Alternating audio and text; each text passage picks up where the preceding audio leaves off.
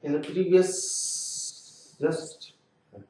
previously I said that the synchronous machine having the field on the rotor and armature on the stator, means rotor is actually having the field and my stator is actually having the armature.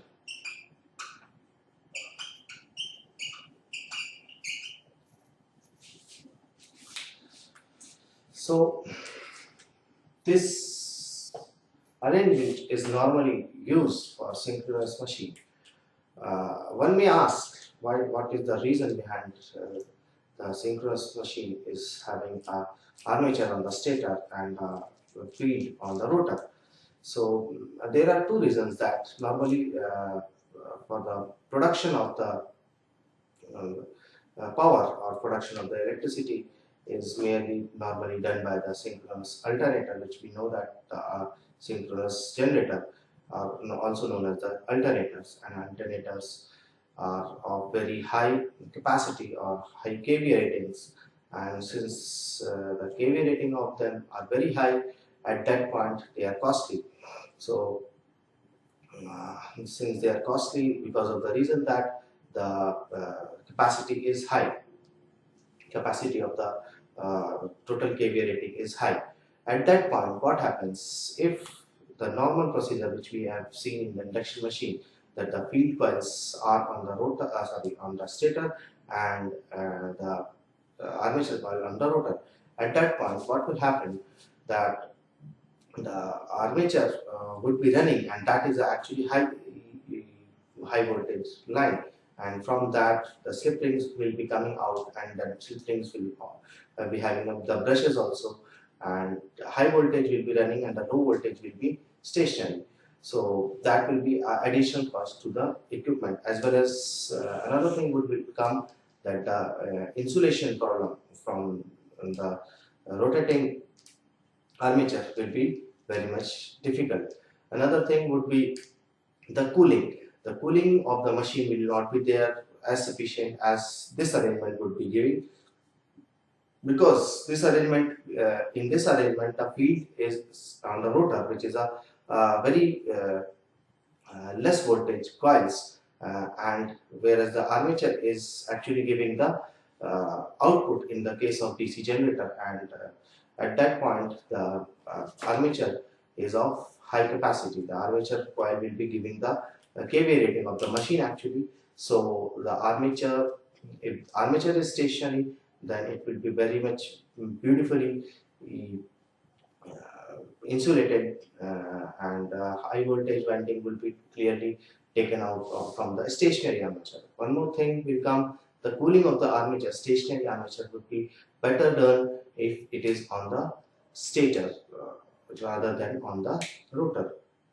A lot of different reasons are also there behind this, but the main reason behind this is the cooling of the machine and the rating of the machine. And since the synchronous machine is already a costly machine, if it is synchronous machine is made as the induction machine is normally made, then the costing of the machine will again become very much high, and that will be out of the reach of a normal customer. So synchronous machines are normally made such that the field winding is on the rotor as well as the armature winding on the stator.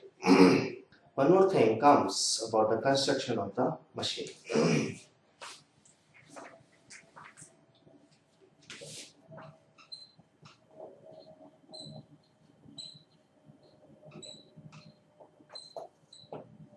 As we have discussed this thing that the field coils are on the rotor as well as the armature coil is on the armature coil on the stator.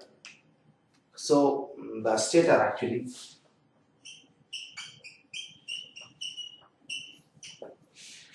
is having the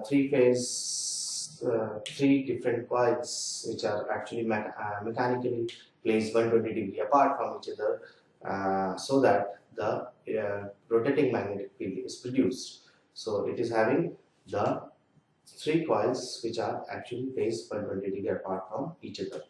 On the coming to the rotor,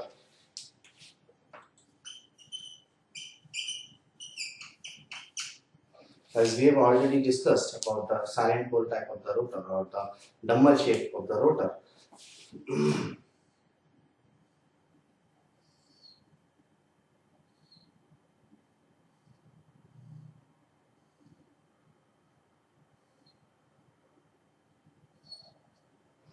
this type of rotor is known as the silent pole type.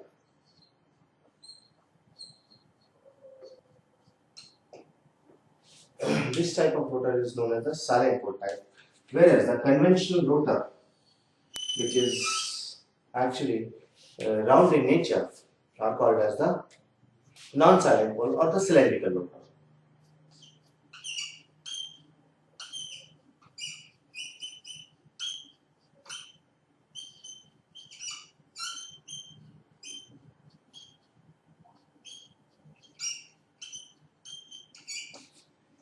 Or also called as the cylindrical rotor.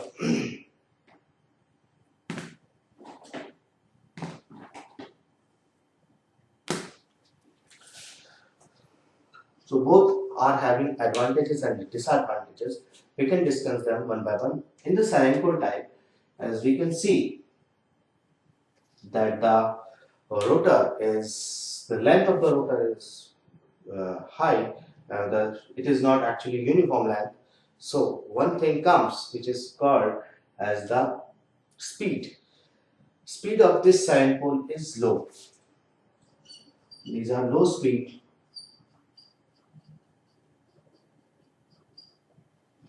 These are of low speed, and the cylindrical rotor are of the higher speed.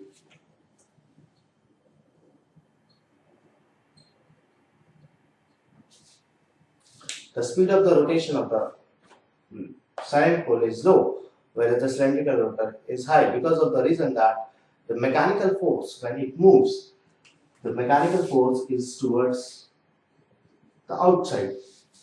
So if this rotor is made to run at a higher speed, then this rotor drag cup, this cup will not be able to sustain that much mechanical pressure, and the rotor may get damaged.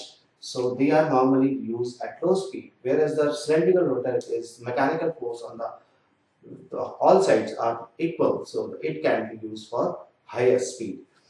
So since this is working on the low speed, but so this can be having a higher large diameter. So this is having large dia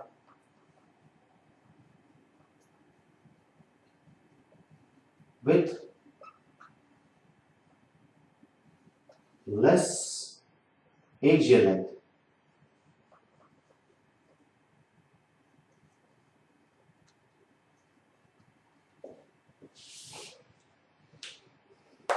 This will be having a small diameter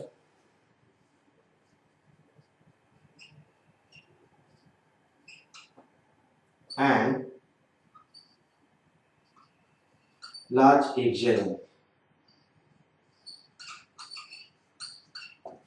So one can conclude this thing that the machine which is using the silent pole, which will be running at a lower speed, and the number of poles will be high in this, and the number of poles here will be less.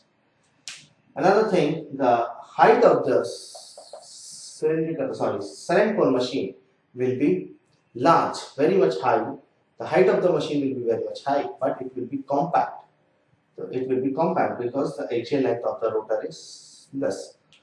Here the machine will be of low length since the diameter is low, but it will be of larger axial length. So by merely looking at the machine, we can conclude that whether the machine is using a silent pole or a non-silent pole or the cylindrical rotor. One more thing comes in this non-silent pole and cylindrical rotor, that here the damper windings will be here. Whereas the damper windings, which we have already discussed, will be actually on the periphery of the cylindrical rotor.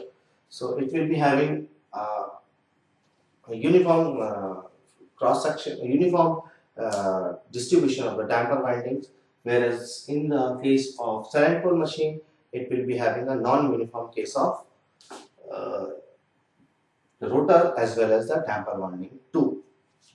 So one can conclude, and one more thing, that there are two types of uh, uh, rotors in case of synchronous machine. One is called a silent pole machine, and another is called the non-silent pole machine.